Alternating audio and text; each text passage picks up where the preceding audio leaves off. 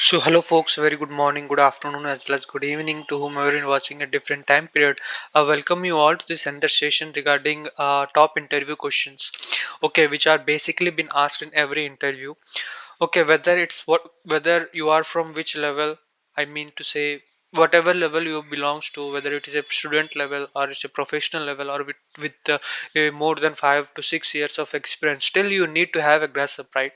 Okay, so that's the main intention of what actually here I'm going to discuss about.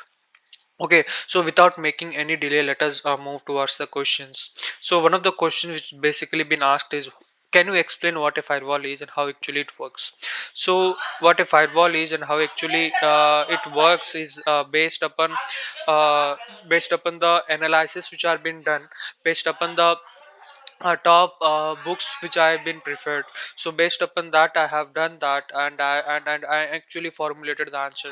So firewall is a network security device, okay, that basically monitors and controls incoming and outgoing traffics, or we can say network traffics, based upon a predefined set of rules. Okay, based upon based upon a predefined set of rules which are being governed in any firewall.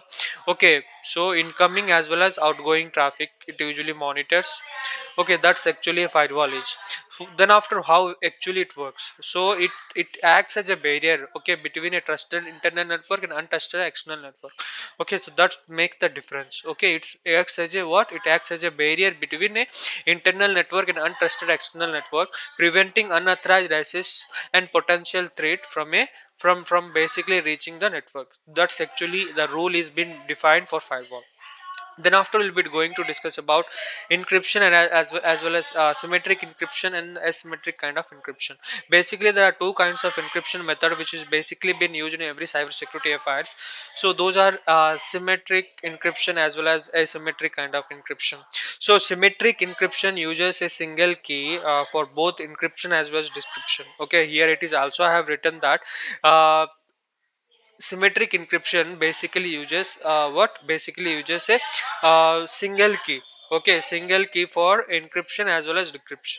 Okay, so basically it uses what, encryption and decryption method both. Okay, a single key which basically uses two of this method. One is symmetric kind of encryption, and all is asymmetric kind of encryption, that is encryption as well as decryption. Okay, so that's what actually a symmetric encryption basically been used.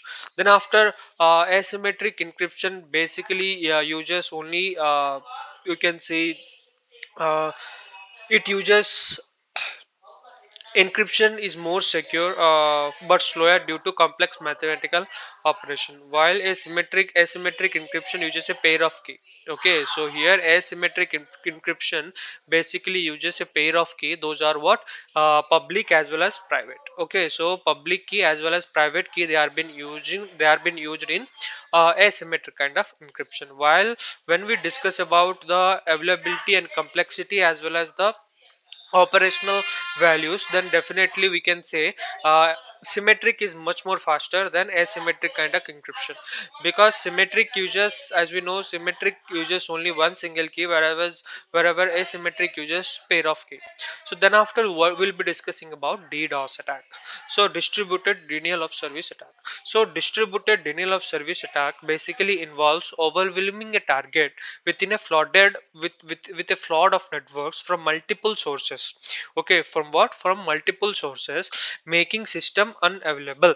Okay, mitigation involves using various techniques such as rating limits rate limits, then after traffic filtering, and also developing DDoS protection service to identify and block malicious traffic. That's actually a DDoS attack basically been used, and we can also mitigate this by deploying DDoS protection service to identify block malicious traffic. Then after we also involves traffic rating as well as RPA, we can say event per count. Okay, EPSM counts, we can also even say that. So then after we'll be discussing about fourth number question, that explain the concept of least privilege in the concept of cybersecurity. When we discuss about least privilege, so least privilege is what, is a principle. Okay, what it is actually is, it's a principle. Okay, so that basically restrict the users and systems access to only the resources and privileges necessary for their legitimate task. Okay, I meant to say that. Okay, so is a principle that basically restricts the user and systems. Okay, access to only the resources and privileges, okay, necessary to their legitimate task.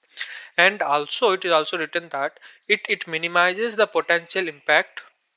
Okay, it minimizes the potential impact of security breach or compromise, as attacker would have limited access even if they gain authorized entity, that's actually what actually a least privilege in concept of cybersecurity is. So least privilege is what is a principle that basically restricts the user as well as systems, okay, to assess the resources or privilege necessary to their legitimate task. Okay, so this minimize the potential impact of security breaches or compromise. Okay, so an attacker would have limited access even if they gain authorized entity, that's actually a least privileged reach. Going to fifth number question, what is vulnerability assessment and how does it differ from pen tester?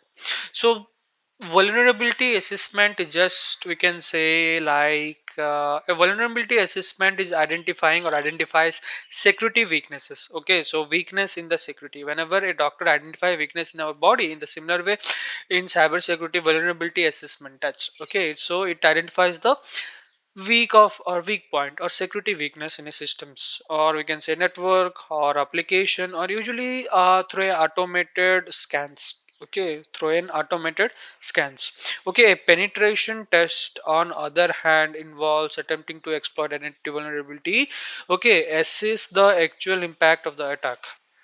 Okay, this is the actual impact of the attack. While a vulnerability assessment provides a broader view of weaknesses, okay, a penetration test demonstrates the potential risk uh, more realistically. Okay, that's actually what actually a vulnerability assessment usually does. Then after we'll be discussing about sixth number point, that is describe the concept of multi-factor authentication or MFA. So MFA is just like a guard. We can say it's a barrier. We can say not a firewall, but it's a barrier between your authorized access and unauthorized access. So whenever you are going to have a credential, you will have to pass through MFA, two-factor authentication, and also some kind of authentication method which basically been used, that is all about your authenticator app, or we can say your phone calls, or you can say your SMAs. And so these kind of encryption or we can say MFA has been used. So multi-factor authentication requires user to provide two or more form of verification. It's just a form of verification, or you can say identification going to another session. So it's a kind of verification before gaining access to a system or application. So this typically includes something the user knows the password, something the user has a smartphone and receive verification code, or something the use of biometric data like fingerprint or facial recognition. So MFA enhances security by adding an extra layer of protection beyond just as a password. Okay, that's actually the concept of MFA basically been used. It's just a verification, okay, based upon the analysis, based upon the based upon the clicking of the password when you gains. It's just a two-factor authentication. One factor is your password, and the next factor is your encryption method, or you can say authentication method. Okay, so then after we'll be discussing about what is IDS, in intrusion detection systems. So an detection system monitors network traffic or system behavior, okay, behavior to detect signs of unauthorized or malicious activity. So it basically does what? Okay, so IDS.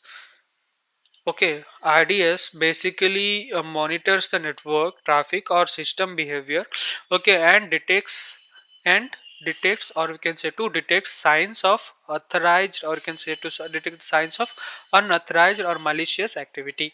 Okay, so it generates alert or takes actions to notify security personnel about potential threat or attack in real time, okay, allowing for swift response and mitigation.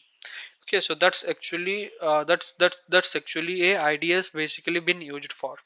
Okay, so intrusion detection system monitor the network traffic or system behavior to detect the sign of unauthorized or malicious activity. It's a detection system, right, which basically detects the malicious traffic.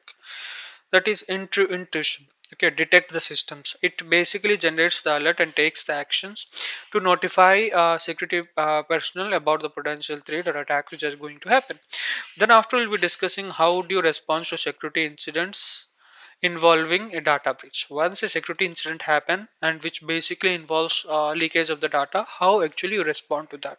So I would follow basically with my assumption I could definitely follow IR plan, incident response plan. Okay, which basically includes isolating affected systems. Definitely we need to isolate the system, preserving evidences, notifying relevant stakeholders, and analyzing the branches, scopes, and impacts. Additionally, I would definitely prefer to work on resolving the vulnerability and that basically leads to the data breach and implementing the measures to prevent similar incident in the future. That's actually we can do when we discuss about security breach which basically been involved. Okay, so these are the top 8 questions. Here I'm going to end this session. I will not be taking much more time of you. Okay, so it takes bit time because there are another set of questions which I want to discuss with you, but I hope this session should not be bored, right? So thank you folks, thank you for sparing your time.